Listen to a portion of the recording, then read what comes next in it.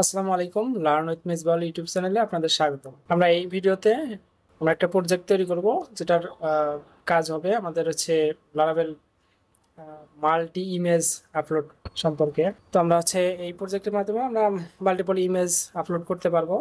এই প্রজেক্টের আমরা প্রথম পার্ট আজকে দেখাবো। এর পরবর্তীতে ধাপে ধাপে আমরা বাকি পর্বগুলা নিয়ে আসবো। তো প্রথম পার্টে আমরা প্রজেক্ট সেট আপ করবো এবং ওর সঙ্গে ইন্ট্রোডাকশন দিব। তো প্রজেক্ট তৈরি করার জন্য একটা টার্মিনাল দরকার। আমি একটা টার্মিনাল তৈরি করে নিয়েছি। এখানে এখানে এই টার্মিনালের মধ্যে আমরা জাস্ট কমান্ড দিব লারাভেল নিউ। আমরা এই প্রজেক্টের নাম যে কোনো কিছু দিতে পারেন আপনারা চাইলে।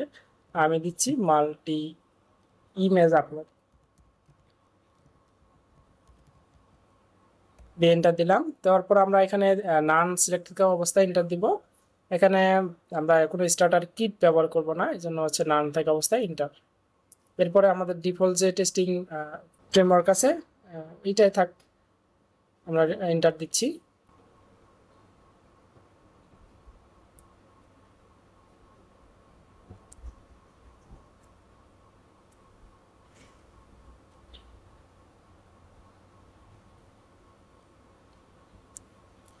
এরপর আমরা হচ্ছে এখানে আমরা মাইএসকিউএল ব্যবহার করব। মাইএসকিউএল ব্যবহার করার আগে আমাদের জ্যামটাকে ওপেন করে দিতে হবে। জ্যাম আমরা দেখি, আমরা একটু জ্যামটাকে ওপেন করে দেই।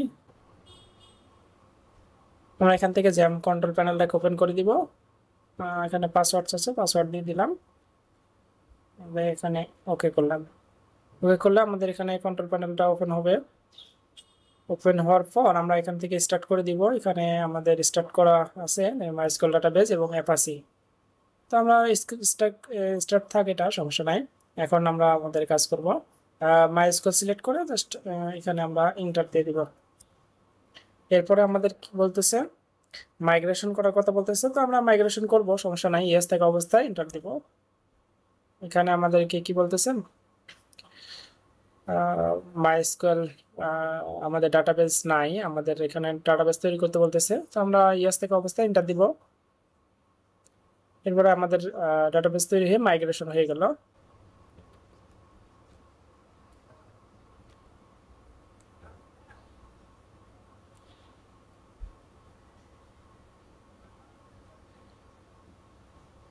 আমাদের এনপিএম ইনস্টল করার কথা বলতেছে। তো আমরা এখানে ইয়েস দিয়ে দিচ্ছি। তো আপনারা চাইলে এটাকে স্কিপও করতে পারেন, নো দিয়ে এন্টার দিতে পারেন। আমরা ইয়েস থেকে অবস্থায় এন্টার দিচ্ছি।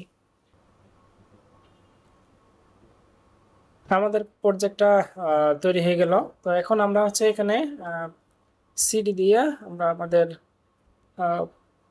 জাস্ট আমাদের প্রজেক্টের নামটা লিখে এন্টার দিব। এন্টার দিলে আমরা প্রজেক্টের ভিতরে ঢুকে গেলাম। এখন আমরা চাইলে এটাকে রান করতে পারি প্রজেক্টটাকে। তো এর জন্য আমরা কম্পোজার রান ড্যাব ব্যবহার করব। কম্পোজার রান ড্যাব, এটা দিয়ে আমরা এন্টার দিলে আমাদের প্রজেক্ট স্টার্ট হওয়া শুরু হবে। তো আমরা এখানে আমরা আমাদের প্রজেক্টটাকে ওপেন করতেছি। দেখতে পাচ্ছেন আমাদের প্রজেক্ট এখানে। এখন আমরা এখান থেকে আমাদের একটা নতুন আর একটা টার্মিনাল খুললাম। খোলার পর আমরা এখন আমাদের প্রজেক্টের মধ্যে আসি। আমরা কোড কোড ডট দিব, দিয়ে এন্টার দিব। দেওয়ার পর আমরা এখানে আমাদের প্রজেক্টটা ভিএস কোডের মধ্যে ওপেন হয়ে যাবে। ভিএস কোড ওপেন হইলে আমরা এখান থেকে আমরা কাজ করব।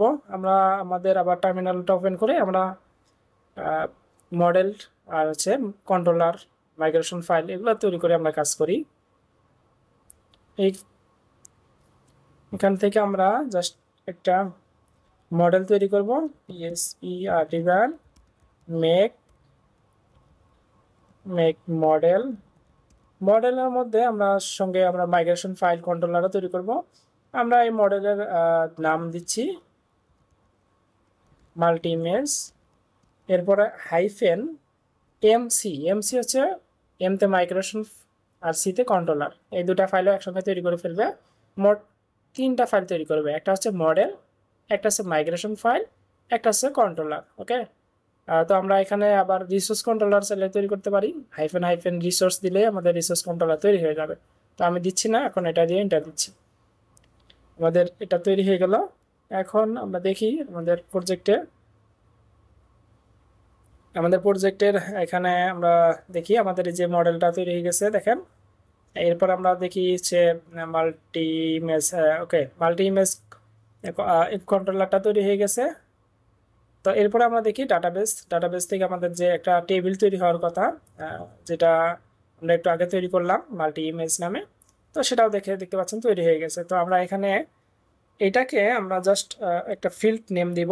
ওই ফিল্ড নেমটাকে আমরা জাস্ট একটা ফিল্ড নেম দিচ্ছি আমি এখানে। এইখানে নামটা মাল্টি ইমেজ দিব। মাল্টি ইমেজ যে কোনো কিছু দিতে পারেন, জাস্ট আমি আমার মতো করে মাল্টি ইমেজ নাম ফিল্ডের নাম দিয়ে দিচ্ছি। তো এটাকে আমরা না লেবল রাখবো, চাইলে আমরা এটাকে দিতেও পারি, নাও দিতে পারি, না লেবল দিয়ে আমরা এখন এটাকে টাইম স্ট্যাম্পটাকে আমাদের নিজেদের মতো দিতে পারি, অথবা এটা থাকলেও হবে। এখন আমরা আমাদের টার্মিনালে চলে গেলাম, তারপর এখানে মাইগ্রেট করব। পিএইচপি আর্টিজান মাইগ্রেট, এন্টার দিলাম, আমাদের এখানে মাইগ্রেট হয়ে গেছে। এরপরে ভিডিওতে আমরা আপলোড ফর্ম ডিজাইন নিয়ে কাজ করব। আমরা আমাদের হচ্ছে এখন একটু দেখি আমরা ওপেন করে রাখছি কিনা। এখান থেকে আমাদের যে একটা ফ্রন্ট এন্ড আছে, দেখতে পাচ্ছেন আপনারা এখানে, এই ফ্রন্ট এন্ডটা নিয়ে আমরা কাজ করব। এখানে আমাদের একটা বাটন থাকবে, এখানে যদিও একটু অন্যরকম বাটনটার নাম অ্যাড নিউ এমপ্লয়ি। তো আমরা এমপ্লয়ি দেবো না, আমাদের হচ্ছে মাল্টিপল ইমেজ দিয়ে কাজ করতেছি, এই জন্য অ্যাড নিউ দিয়ে দেবো শুধু। তো আমাদের এখানে অ্যাড নিউ ক্লিক করলে দেখতে পাচ্ছেন এইরকম একটা ইমেজের বক্স। তো এই ইমেজের বক্সের মধ্যে আমরা হচ্ছে আমাদের ইমেজগুলোকে সিলেক্ট করে, মাল্টিপল ইমেজ সিলেক্ট করে আমরা এখানে সেভ করলেই আমাদের মাল্টিপল ইমেজ সেভ হয়ে যাবে। তো এই ডিজাইনটা আমরা আমাদের প্রজেক্টের মধ্যে কিভাবে উঠাইতে হয় সেটাই দেখবো পরবর্তী ভিডিওতে। তো সেই পর্যন্ত ভালো থাকেন, সুস্থ থাকেন, আল্লাহ হাফেজ।